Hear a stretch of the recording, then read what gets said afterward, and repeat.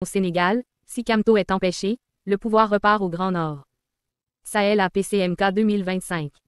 Depuis 10 ans, moi Mamadou Motea, premier vice-président du MRC, je travaille aux côtés du professeur Maurice Kamto, président national de notre parti politique, le MRC. En 2019, à la suite de l'élection présidentielle d'octobre 2018, à ses côtés, j'ai été arbitrairement arrêté, torturé et illégalement condamné puis détenu à la prison de KODENGUI à Yaoundé. Je connais l'homme politique. C'est un authentique patriote qui a sacrifié son confort personnel exceptionnel et sa brillantissime carrière nationale et surtout internationale pour le Cameroun et les Camerounais. Professeur Maurice Kamto a de grandes idées et de grands projets pour notre pays. C'est un homme de conviction, à la compétence morale établie, travailleur acharné, humaniste profond, qui aime ses compatriotes, tous ses compatriotes. Je suis du Septentrion et je peux témoigner de son amour pour les populations de l'Adamawa, du Nord et de l'extrême Nord. Il a déjà parcouru en toute saison plus d'arrondissements et départements dans le Septentrion que plusieurs de nos grandes élites politiques nationales qui sont au pouvoir. Outre le fait historique incontestable qu'il a courageusement porté sur les fonds baptismaux le lancement et la formation des tout premiers étudiants de la Faculté des sciences juridiques de l'Université de Ngaoundé, qui sont aujourd'hui de grands cadres du pays, professeur Maurice Kamto a dans le Septentrion de nombreuses œuvres sociales qui témoignent de l'intérêt qu'il porte au bien-être de nos populations. Aussi, nous, membres de la société civile, intellectuels, élites, autorités religieuses et traditionnelles, étudiants, femmes, jeunes et parents, devons-nous travailler dès à présent, de façon organisée et avec engagement, pour le faire élire président de la République du Cameroun en 2025 ou avant. Professeur Maurice Kamto a été désigné candidat du MRC pour la présidentielle à venir par la convention de notre parti qui m'a fait l'honneur, moi votre fils du Septentrion, de me reconfirmer au prestigieux poste de premier vice-président national. L'Alliance politique pour le changement APC qui est une coalition de partis politiques, d'organisations de la société civile, des autorités religieuses et traditionnelles, des intellectuels, des universitaires, des femmes et des hommes de culture a immédiatement adoubé cette candidature. Ainsi, professeur Maurice Kamto est désormais le candidat du MRC et de l'APC pour l'élection présidentielle de l'année prochaine ou avant. Il est le candidat du changement et de l'alternance dans une élection présidentielle qui, au-delà de toutes les manœuvres politiciennes orchestrées par le vieux régime BIA-RDPC, opposera le RDPC à son seul adversaire politique crédible, professeur Maurice Kamto.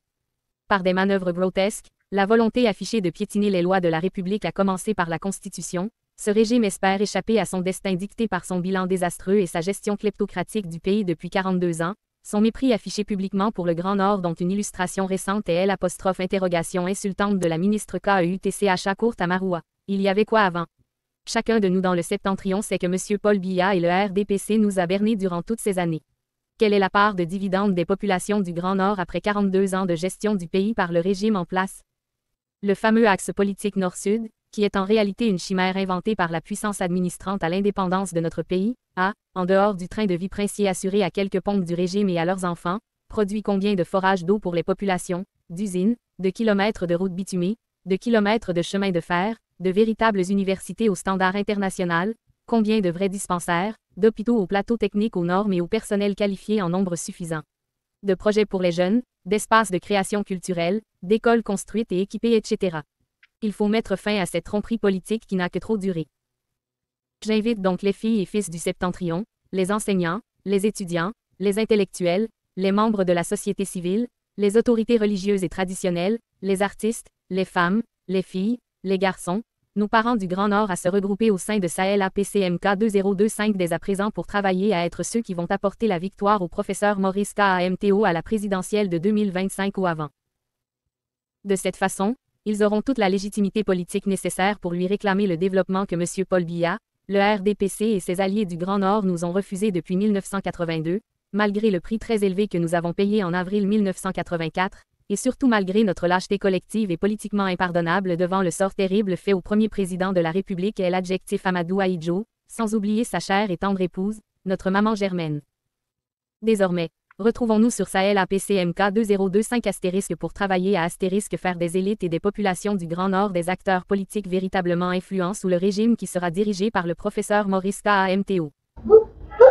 Cette sortie de Mamadou Mouta était très attendue, d'autant plus que l'information du côté du Sénégal fait écho qu'un monsieur de 44 ans seulement serait porté à la tête de la magistrature suprême.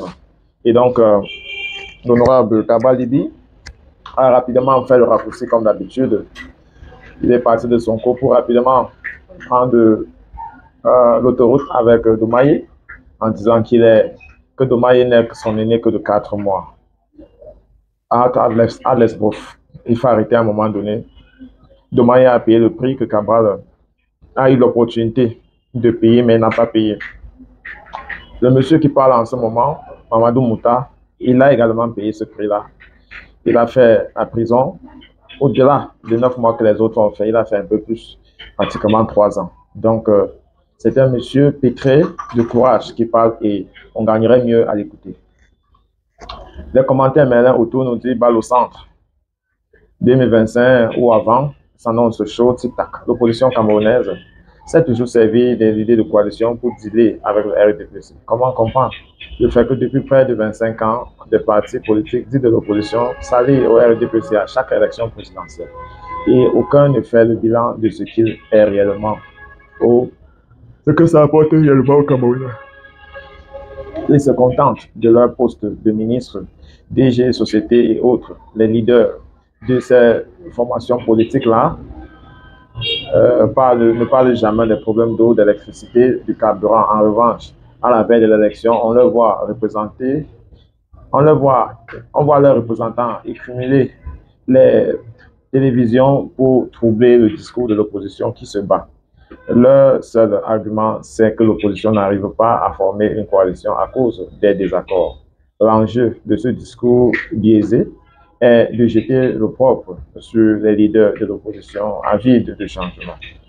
Ces politiciens concluent toujours leurs propos en disant « C'est pour ça que notre parti trouve que le président Paul Biya est encore l'homme de la situation ». Et on le soutient. En 2011, Achille Ndjemba a qualifié ces politiciens d'opposition imbécile. Ces alliés du régime ne disent jamais aux Camerounais ce qu'ils apportent dans leur quotidien. Le bilan du RDPC doit aussi être imputé à cette opposition-là, du ventre qui instrumentalise la pauvreté de la population et l'identification communautaire pour des intérêts privés. Cette fois, l'APC a fait un dribble à la Neymar. L'opposition imbécile n'a pas vu venir cette coalition et dans la précipitation, elle veut, comme d'habitude, dépolitiser les Camerounais en craignant un mort-né baptisé ATP. Depuis 2018, M. Bilet ne s'est pas prononcé sur les souffrances quotidiennes des Camerounais. En tant qu'enseignant, il ne trouve pas nécessaire de soutenir ses collègues qui revendiquent juste leur salaire. Comme un cheveu dans la soupe, on le voit subitement saluer les gens en Guyane qui leur propose la transition à M. Biya. Comme dirait Valsero, les loups sont de sortie. Mais cette fois, le peuple est éveillé et vigilant.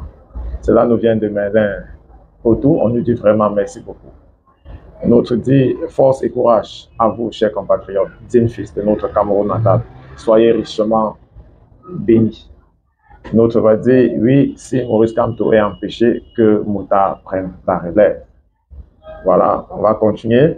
Contre vents et marées, le Cameroun aura à sa tête un véritable fils du pays qui sera donné aux Camerounaises et aux Camerounais toute leur dignité et fierté. Je dis bien contre vents et marées. Ce qui s'est passé au Sénégal montre que même la prison n'arrêtera pas le changement. On va continuer. Que Maurice Kamto, simplement, Mouta, c'est le ticket gagnant pour rassembler le Grand Nord, la jeunesse du continent et le Grand Sud. À l'heure actuelle, Mouta est la pièce qu'il faut. Le MSC, parti du peuple, Mouta est une partie du président Maurice Kamto, qui est le tante Évron, la deuxième personnalité du MSC au pouvoir. Vive le président Maurice Kamto, vive le MSC, vive le Cameroun 2025 ou avant, avec succès, parfaitement d'accord. Même si Kamto gagne, il doit faire maxi 2 mandats de 5 ans et passer le flambeau à Mouta. C'est un appel ou une menace. Bon. On va s'arrêter là pour aujourd'hui.